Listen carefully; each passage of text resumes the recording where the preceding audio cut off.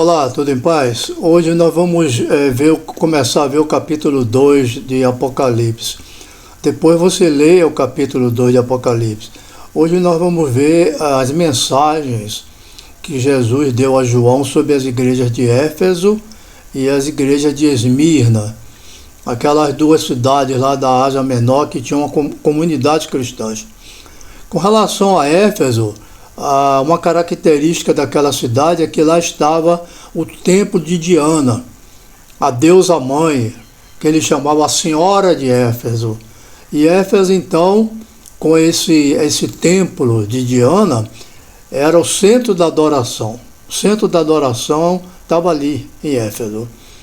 E nessa carta que Jesus manda escrever para essa igreja, ele elogia, porque o julgamento de Jesus, o dia do juízo, que começa com os cristãos, e começou com os cristãos há 2000 anos, que nós já vimos isso.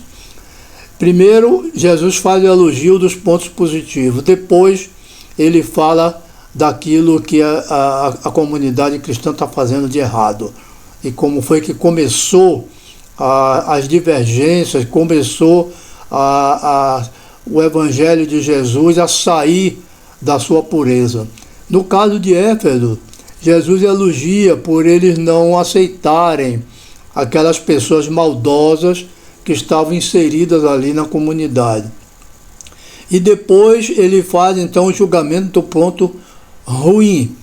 Eles falam que eles esqueceram o primeiro amor.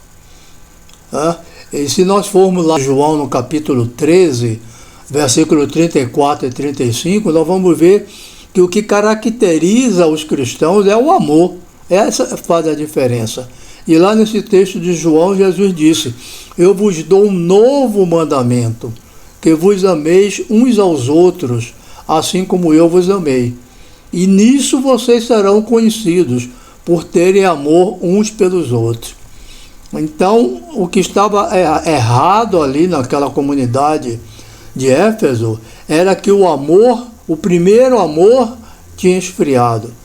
E o que era esse primeiro amor? Lá no livro de Atos, nós já lemos várias vezes, ele viveu numa comunidade muito junta, uma comunidade muito unida, e que estavam sempre em conformidade, se reunindo sempre para ler o Evangelho, para estudar o Evangelho e fazerem as coisas juntas. E por que esse primeiro amor esfriou?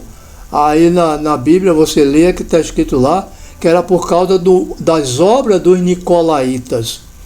Esses nicolaítas eram um grupo que começou a querer convencer os cristãos de Éfeso e conseguiram, que eles copiassem as coisas do mundo, que eles se acomodassem ao mundo pagão.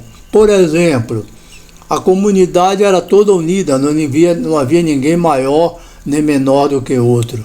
Aí eles introduziram a ideia de hierarquia religiosa, em que você tem um grupo pequeno, que é os que sabem tudo, os que são os maiorais, e os demais que só fazem assistir.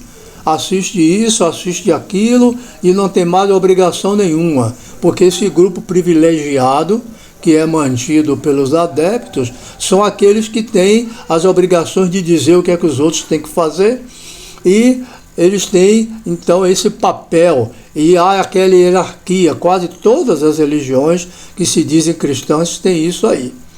Um outro ponto que caracterizava essa obra dos nicolaítas era envolver-se com a comercialização de objetos religiosos.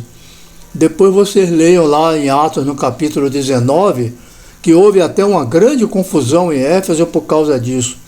Um homem chamado Demétrio, que era um dos fabricantes principais de imagens, imagem de Diana, imagem disso, imagem daquilo, objetos imitando o templo de Diana. Então havia uma comercialização muito rica, muito poderosa desses objetos religiosos.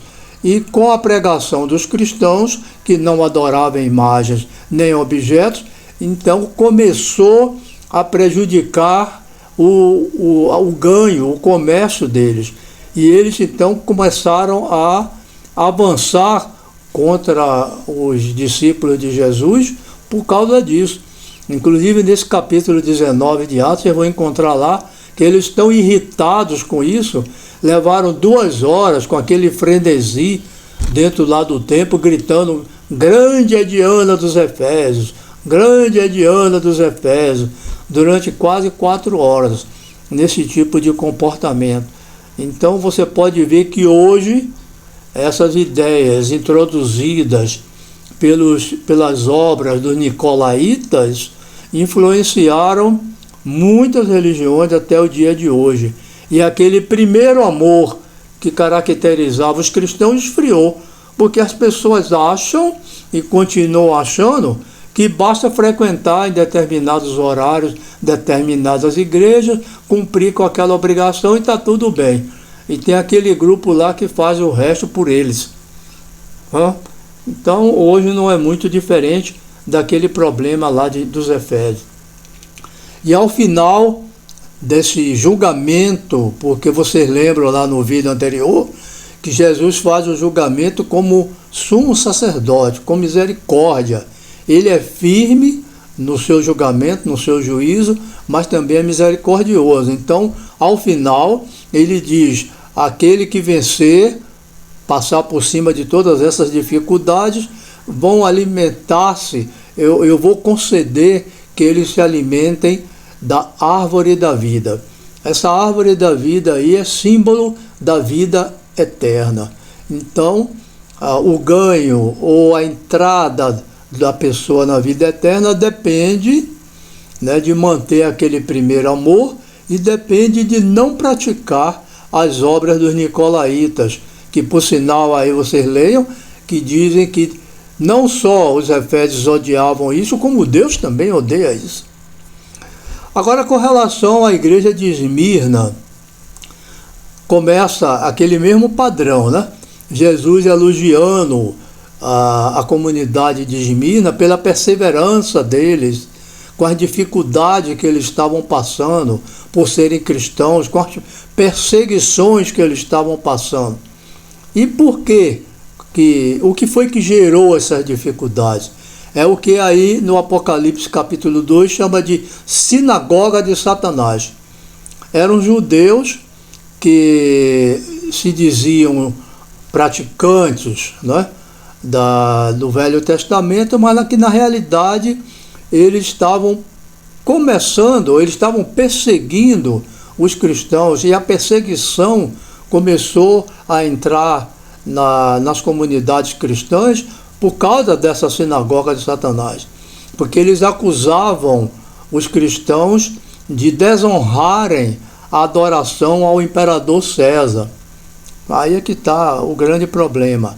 A idolatria oficial é o envolvimento da religião com governos políticos, e que desde aquela época do Apocalipse se chama a sinagoga de Satanás. Quer dizer, aquelas pessoas que nas comunidades cristãs começam a envolver os seguidores das comunidades cristãs com governos políticos, adorando, idolatrando governantes, idolatrando políticos. E veja, mais tarde nós vamos ver aí no livro de Apocalipse, aquela fera de 7 cabeças e 10 chifres, que está lá no capítulo 13 de Apocalipse, representa o sistema político do mundo, que não é aceito por Deus. Ele não está dentro do processo do Evangelho de Jesus. Envolver-se, não é que você não seja cidadão ou cidadã político, não é isso. Tem que cumprir as obrigações como cidadão, respeitar os governantes, pagar os impostos, etc. Tudo aquilo que Paulo falou que se deve fazer. Devemos ser respeitador das leis. O que o Apocalipse está condenando aí, e que começou a desvirtuar o Evangelho de Jesus nas comunidades cristãs, era aquilo que a chamada sinagoga de Satanás fazia: envolver-se em intimidade com os governantes políticos. Por que então isso é incompatível, que o cristão se envolva profundamente com as questões políticas lá dentro, no cerne, como esses judeus faziam. Porque o cristão não pode estar envolvido com discórdias, com ciúmes, com disputas, com ódio, com facções, com mentiras. E muita gente sabe e diz por aí que a pessoa pode ser até uma pessoa honesta. Quando se envolve com a política, ela não consegue andar se ela não se envolver com essas coisas aí. Então imagine, se a própria pessoa que é envolvida na política não consegue andar na política sem esses comportamentos de ciúme, de discórdia, de mentira, etc., imagine a comunidade cristã. Então, a comunidade cristã que se envolve em defender A, B ou C, está inclusa nesse problema aí que Jesus condena no seu julgamento a igreja de Esmirna e que ele chama de sinagoga de Satanás. Então é preciso ter cautela com essas coisas. E lá no final da igreja de Esmirna ele diz: aquele que vencer esses problemas estão livres da segunda morte. É a mesma coisa que ele disse lá para a igreja de Éfeso, em outras palavras. A segunda morte significa a morte para sempre, a morte eterna. E quem está livre da segunda morte tem a vida eterna, porque a primeira morte é essa morte comum que todos nós passamos. E a segunda morte é o não direito à vida eterna. Então, eu estou sempre à disposição de vocês, através aqui do YouTube e através daquele celular WhatsApp, que eu sempre coloco à disposição para quem quiser tirar dúvidas e quiser conversar mais sobre esse assunto. Muito obrigado pela sua atenção. No próximo vídeo nós vamos continuar com as outras igrejas daí do Apocalipse, mostrando como é que o Evangelho de Jesus se desvirtuou até o dia de hoje. Muito obrigado. Shalom.